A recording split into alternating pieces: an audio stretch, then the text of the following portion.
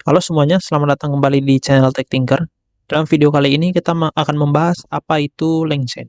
Jadi mungkin teman-teman sudah pernah melihat aplikasi-aplikasi dari large language model. Seperti contohnya ada di sini ada 3, yaitu ChatGPT, ada Gemini, dan juga Claude. Nah, ini adalah aplikasi yang menggunakan large language model, yang dimana kita di sini bisa melakukan prompting dan juga mendapatkan jawaban berdasarkan pertanyaan atau prompt yang kita berikan. Nah, cara kerjanya itu bagaimana? Jadi cara kerjanya itu adalah seperti ini. Jadi di sini ada user, contohnya kita pakai ChatGPT di sini dan ada sebuah large language model. Jadi dalam ChatGPT ini ada large language model yaitu contohnya di sini GPT 3.5.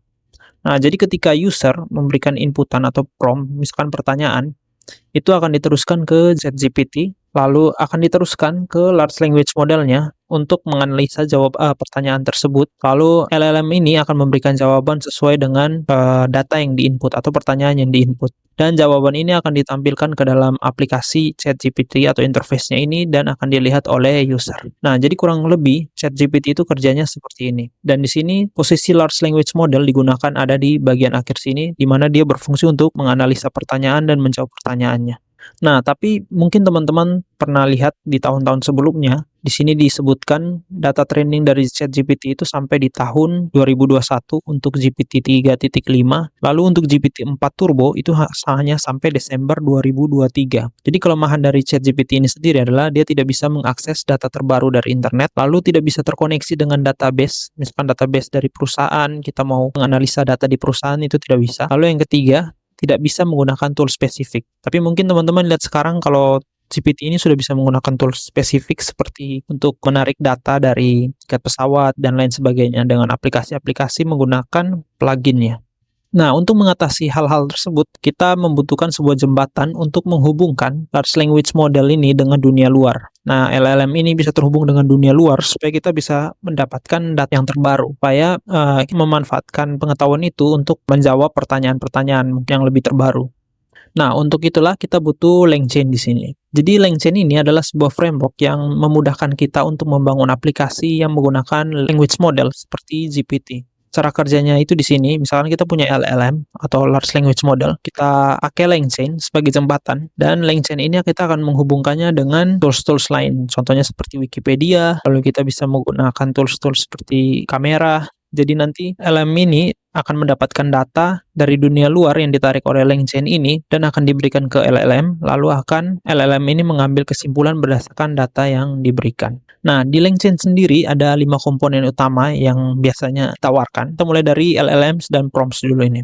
Nah, jadi di sini LLM dan prompts ini adalah memberi input, menjawab pertanyaan, dan juga menyimpulkan informasi. Itu yang dilakukan. Jadi di sini gimana caranya kita menggunakan LLM? Contohnya kita mau pakai LLM seperti GPT 4.0 Turbo tadi, lalu ada Mistral dan lain sebagainya. Nah, itu kita bisa menggunakan LangChain. Lalu kita bisa buat prompt-nya juga, template-nya bagaimana. Jadi dia akan menjawab pertanyaan berdasarkan prompt yang nanti kita buat template-nya. Lalu berikutnya ada chain. Chain ini menyusul alur logika dengan menggunakan LLM. Contohnya di sini kita memiliki pertanyaan A. Lalu kita mau pertanyaan ini outputnya itu diberikan ke pertanyaan selanjutnya. Contohnya kita di sini minta untuk LLM, contohnya GPT untuk membuat 5 nama restoran. Nanti dari 5 nama restoran ini kita mau GPT membuat lagi list menu makanan dari nama-nama restoran tersebut. Nah, itulah konsep menggunakan chain. Jadi pertanyaan sebelumnya dihubungkan ke pertanyaan berikutnya.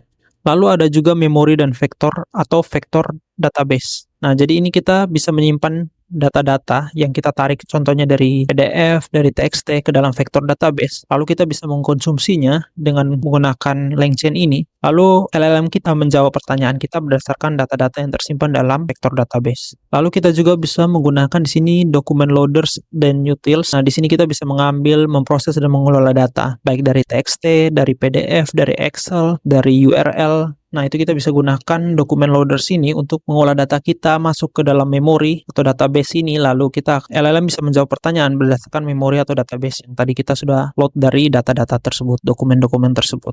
Dan terakhir, kita bisa dimungkinkan untuk menggunakan tool di dalam large language model kita. Jadi tools-tools untuk contohnya kita bisa menggunakan Gmail, kita bisa menggunakan Wikipedia dan lain sebagainya dengan menggunakan si agents ini yang ada di dalam LangChain. Jadi kita bisa menghubungkan LLM dengan Wikipedia, lalu Google, lalu Gmail dan lain sebagainya. Nah, contoh-contoh aplikasi dari LangChain yang sudah sering dibuat adalah contohnya ini adalah chatbot berdasarkan dokumen. Jadi mungkin user ini bisa bertanya apapun terkait dokumen, misalkan yang kita input di sini PDF, Word dan lain sebagainya, dan nanti chatbot kita bisa menjawab pertanyaan yang relevan sesuai dengan PDF atau data yang kita berikan ke dalam dia. Nah, cara kerjanya itu kita menggunakan dokumen loader yang tadi sudah dijelaskan, lalu di split teksnya, lalu di embed, lalu dimasuk ke dalam vector database. Nah, nanti user tinggal bertanya, nanti LLM ini akan mengambil data dari vector database tadi dan memberikan output.